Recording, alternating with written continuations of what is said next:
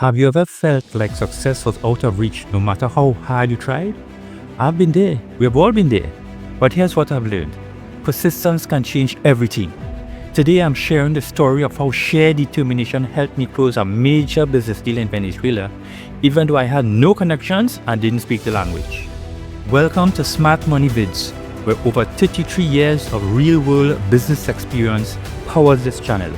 If you're new here, hit subscribe for practical insights that help you grow both financially and personally.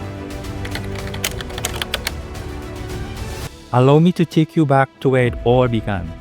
I was working full-time as a computer programmer and running my small wholesale business part-time in my home country of Trinidad and Tobago. I sold floral supplies like vases, floral wire, decorative ribbons, and a few other related items.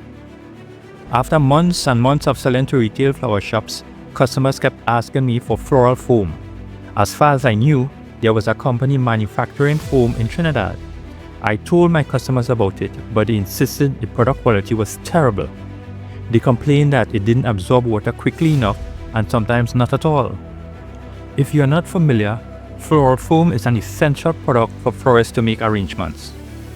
I thought to myself, if this is true, it's a massive opportunity to bring in a higher quality product before someone else does.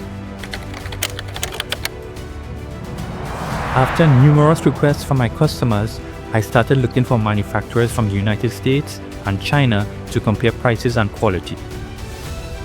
After receiving the samples, it was clear that prices from China were much lower, but the quality from the US was better. Plus, the shipping freight from North America was cheaper than from China. I knew I could import from China and offer the lower cost product to the market at a very competitive price and take away market share from the local manufacturer, but I was more concerned about the quality since that was the main concern for my customers. I made an initial order for 50 cases of the American-made floral foam to test the local market. To my surprise, the shops were thrilled with the quality of the product. As we say in Trinidad, they sold like hot hops. The product sold out in 2 weeks. Customers thanked me for bringing in such a high-quality product that solved their concerns. Some said this product is a godsend. With that success, I rushed another order, this time for 100 cases. Over the next few months, sales were off the charts. Within just 6 months, the local manufacturer had to close up shop because every flower shop was buying my imported floral foam. It was unbelievable. It felt surreal to realize that my product had completely disrupted the market. It was both exhilarating and humbling. Business was booming, but I knew it wouldn't be long before competitors caught wind of my success and wanted a piece of the action. I started planning for this possibility, looking for manufacturers in the Caribbean islands. I thought shipping costs would be much cheaper than from the US or China, and I would be able to easily compete with a similar product from another country in terms of price and quality. Unfortunately, there were no manufacturers in the Caribbean, so I turned my search to South America. My biggest roadblock? I couldn't speak Spanish to save my life. Before I continue, let me give you a little insight on where my persistence and determination came from. As a young boy, the greatest lesson I learned was when I was 9 years old. I was playing in the schoolyard during recess time when I came across an old blackboard stacked away with some old broken chairs. There was a sentence written on the blackboard that read, "It is better to try and fail than fail to try." There were no punctuation marks in the sentence, and I recalled to myself, how could it be better to try and fail? It was really puzzling to that 9-year-old kid. I pondered on the written message all afternoon, and even later that day at home. I kept repeating the words in my head. I wrote it down on paper and looked at it. I inserted a full stop, and then a comma after the first word fail. And that was when it clicked. It read, "It is better to try and fail than fail to try." What a revelation for my 9-year-old self to learn. That sentence, that one sentence, became my mantra for life. It's the one major thing I can definitely put my finger on that removed my fear of failure. Let me tell you this, the day you remove that fear of failure from your inner being, you will begin to explore opportunities and take calculated risks that would have held you back before. Trust me. You have heard it said a million times, where there's a will, there's a way. I was so determined to accomplish this task that I knew I would find a solution.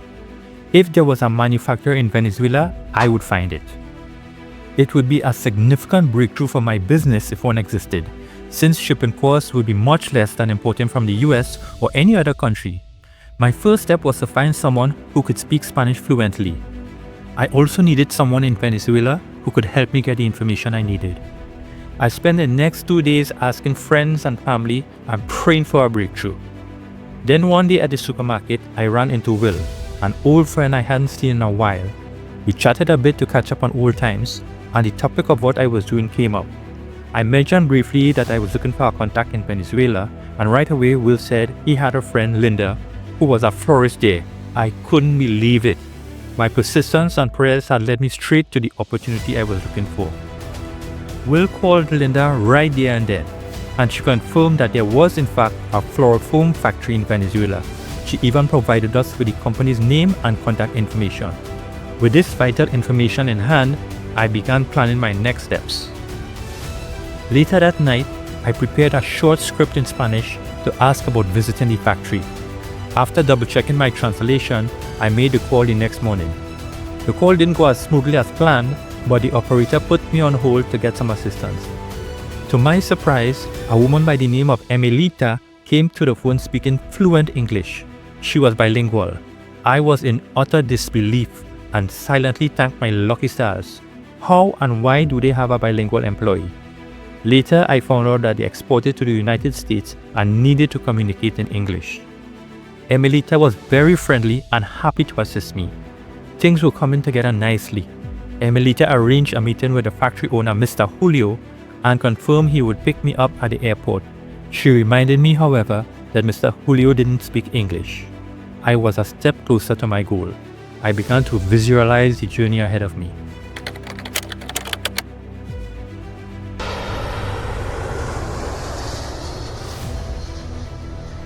When I arrived at the airport in Venezuela, I was nervous and anxious. Everything felt unfamiliar. The language, the culture, even the food. As I exited the terminal, I spotted a gentleman holding a cardboard sign with my name on it. It was Mr. Julio. He greeted me warmly, and we drove 2 hours from Caracas to his factory. The factory was enormous. During our meeting, I presented my case. I explained that I was seeking the exclusive distributorship of his brand of floral foam for Trinidad and Tobago. We spoke a bit about how and why I ended up in Venezuela. He was impressed with my persistence and determination. To seal the deal, I confidently proposed a 1-year exclusive agreement to prove my capabilities. I assured him that if he was not pleased after 1 year of me distributing his product, he was free to look for a different distributor. Mr. Julio agreed to my offer. The handshake was firm, but what stayed with me was his smile, a look of trust and confidence in my ability to deliver.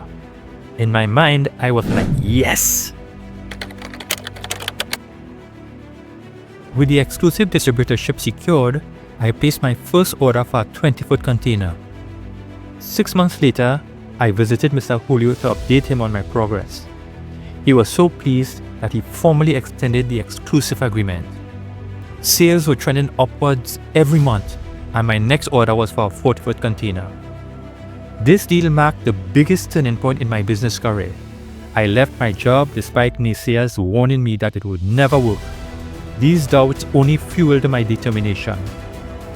This deal allowed me to invest in a home, buy land, and expand my product line significantly over the years.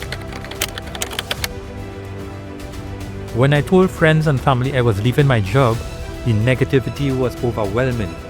It will never work. You are leaving a good permanent job? Are you crazy? But I pushed forward, determined to prove them wrong. Take this advice from me. Be very careful who you reveal your plans to. The best time to tell people what you are going to do is after you do it. Mr. Julio and I became good friends. I held the distributorship for over 16 years until Venezuelan export policies changed, making it unfeasible to continue. What I did next to keep my business growing is a story for another video. Today I look back on that 9-year-old boy confused over a sentence on a blackboard, and I am grateful I internalized that lesson. Every major success in my life stems from refusing to quit even when the odds appear to be insurmountable. Reflecting on my Venezuela story, it wasn't my knowledge or experience that sealed the deal. It was my persistence and my determination. I didn't have all the answers, far from it. But I showed up, adapted, and I refused to quit. That made all the difference. Persistence isn't just for big business deals, it's for any goal.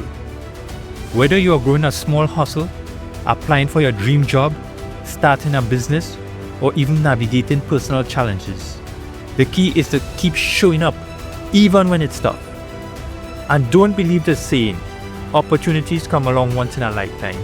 That is garbage. Opportunities are everywhere. You just have to look for them. Thomas Edison famously said, opportunity is missed by most people because it is dressed in overalls and looks like work. People don't want to work.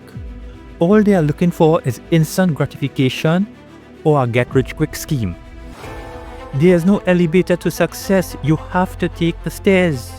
Nothing is free in this world. You have to pay the price. What's stopping you from achieving your goals? You can do whatever you set your mind to. If you can believe it and see it, you can achieve it. Don't be afraid to fail. Failure is a stepping stone to success. All successful people fail. Some of us think, well, what will our friends and family say? They will laugh at us. Forget that. They are not paying your bills. They are not paying your mortgage. Leave a comment sharing your biggest challenge right now, and I'll respond with advice or encouragement to help you push through. We can all help each other on our individual journey. Check the links in the description for resources and opportunities that can help you take the next step. And if my story inspired you, hit subscribe and turn on notifications. Persistence isn't just a skill, it's the difference between success and giving up. Your path to success might not look like mine, but the principles remain the same. Stay persistent, adapt, and don't give up. Your breakthrough is closer than you think.